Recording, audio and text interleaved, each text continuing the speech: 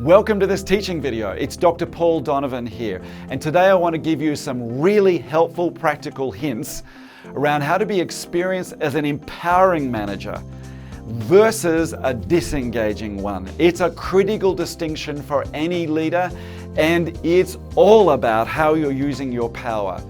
How you use your power will in fact determine and directly influence whether other people experience you as empowering or disengaging.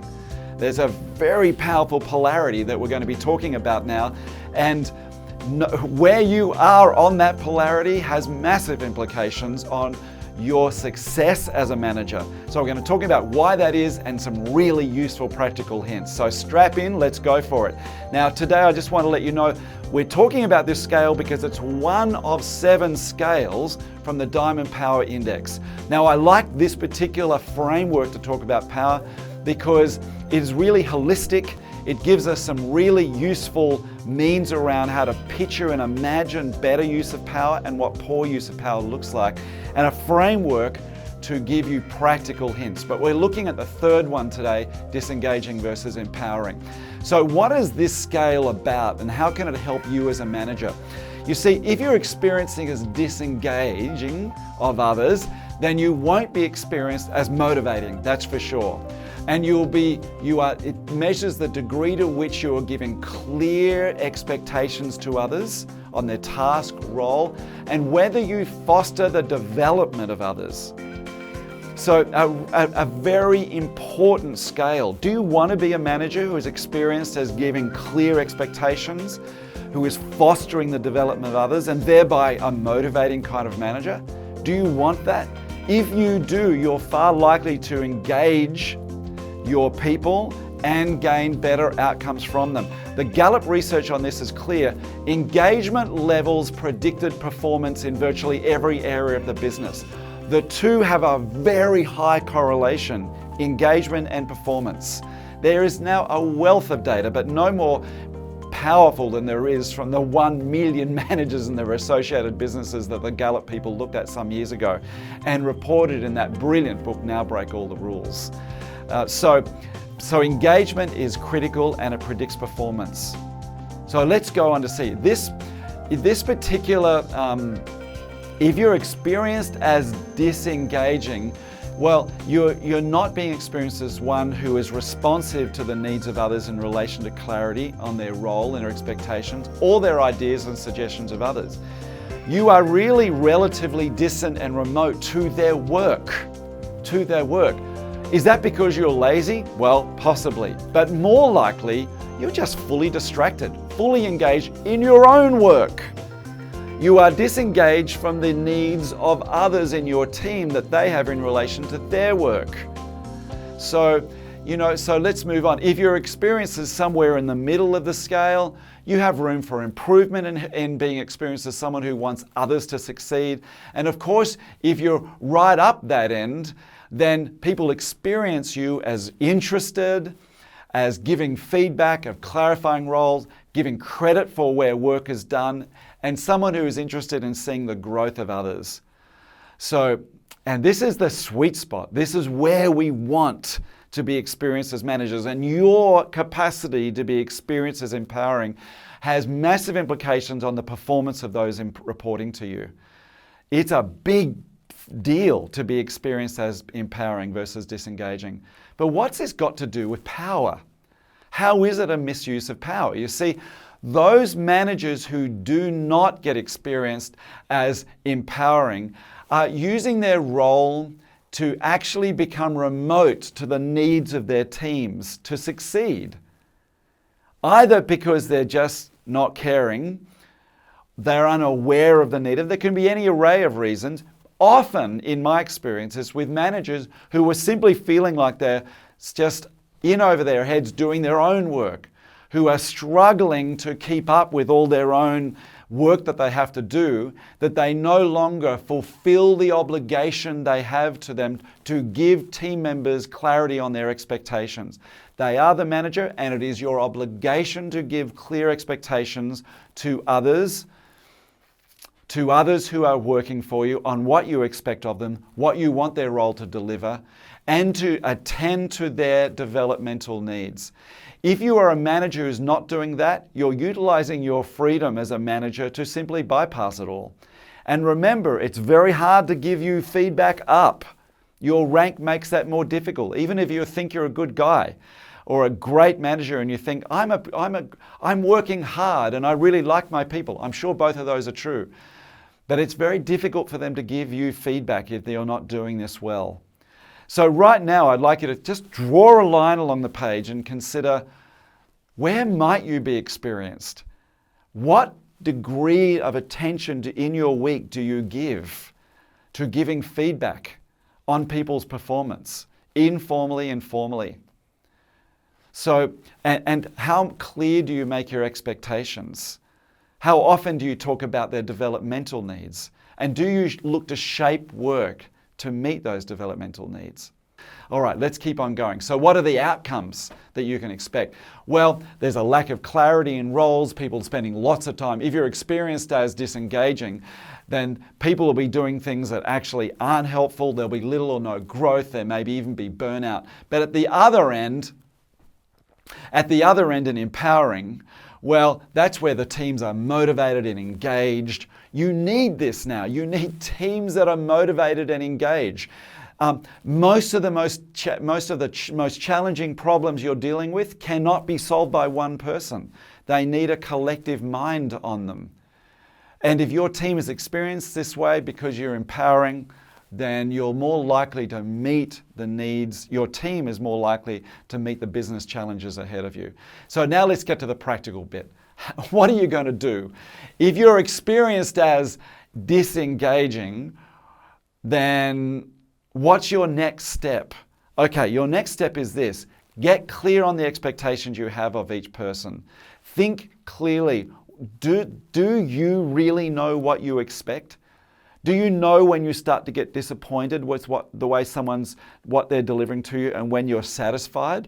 And have you clearly written that down, made it something that your team members can access, and communicated it? It's an essential obligation you have as your role, and you are obligated to do that as a manager, truly obligated. And it's fun, but it's challenging. Meet with it, and if you think you're somewhere in the middle, then my advice to you is a little differently. You've already done the work that I've just mentioned. So now it's time to schedule regular forums where you can meet with people to give feedback on their activity. In the Deloitte research that came out a couple of years ago across the many thousands of managers, they discovered that their most effective managers were giving feedback to their reportees at least once every 6 days. Once every 6 working days is actually how it worked out. So broadly, think about it. They were giving feedback to the people who reported to them about once a week, informally often. Hey, by the way, I liked the way you made that presentation or did that piece because it really articulated well our needs in. Or I really, and so notice it's positive, it's supportive feedback, or it's critical feedback. Hey, by the way, I was in that meeting with you last week, but I noticed you said very little in relation to this topic. And I'm counting on you in your role to voice the needs of the business in that area, but you are unusually quiet. So at that moment, I want to let you know I was wanting something more from you. See, and not to do that means that we do not get the needs of our business voiced in the right forums. Can you see these are just short conversations, but they're critical and they need to be happening regularly. And managers who do that are managing to widen their awareness beyond what they have to do in their own roles. And if you're experienced as empowering, well, here's what I'd like you to do. Really take the next step. Think about what the true developmental growth edge for each person is in your team. Some people like to call this the one big thing. In that great book, Mastering Leadership and Scaling Leadership by Bob Anderson and Bill Adams, I love the way they talk about the one big thing. And they're not the only people to talk about it, by the way. I just happen to like the way they do. But each person needs to be able to know what is their area of growth. Robert Keegan talks about this as well in his books about the development of people at work. And it's a brilliant idea. Every person who reports to you needs to know what is their growth area. Where are they vulnerable and where do they need to grow? That if they did grow in that area, they'd be taking their performance to the next level. This is not something you just tell each employee. You sit down and work out with them what it is. And then you can begin to navigate and shape work so that it can meet that developmental need and cause them to grow. Your most talented employees have a high need for growth in their role. They're expecting you to support them in that need, and if you do not meet that need, they are a risk of flight. So please, just your high-performing employees, don't ever think that because they're high-performing you can just let go of them and think about something else and the people who are more troublesome. In actual fact, for every dollar of time you put into those people, you'll get 4 or 5 or sometimes 10 times back what you invest. So what do you give those people? Consider what their one big thing is, the growth area that they have, and consider how to shape the work to support them and give them feedback regularly in that area. Do it compassionately and honestly. These are the ways to be experienced as empowering. I hope you're taking notes because this is such great practical feedback for you to know how to be experienced. Now here's a little exercise to finish this short video. Just draw a line down the bottom and write, disappointed with performance down one end and really satisfied with performance at the other. And the people who report to you, just sprinkle them along that line.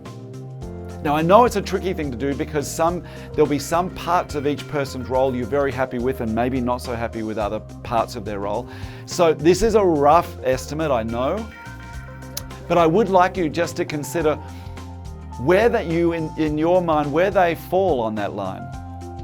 Who is down one end versus the other? And for the people who are down this end, I'd like you to ask this question. Do you think they know that they're down this end of the line in your mind? Would they know that? I'd like to ask you, how long have they been down there? I'd like to ask you to consider how much time have you spent with them clarifying your expectations of their role, giving them feedback of when they're below the expectations you have and in what aspects are they above. This is one of the most important needs you have, and before you get into any fancy pants coaching, at least make plain what your expectations of them and where they are exceeding and where they're below. This is a really critical, simple first take. First take. Those managers who are experienced as empowering look at this kind of information regularly and plan their conversations with their teams. So we're near the end. I hope you found this very helpful. That's a very useful, quick take. And because remember, this is a very critical polarity. If you want to use your power well in this regard to become a manager who is experienced as empowering, then take your eyes off your own job for a little while and take your eyes onto the needs of those who report to you especially, and potentially peers as well, so that you could consider what feedback they need from you, how you can clarify your roles and the expectations you have of them, and foster their development, especially by shaping the work that they do. Okay, I hope you've enjoyed this video. It's got a lot of helpful hints into it. Go for it, everybody, and I'll see you on the next video. Bye.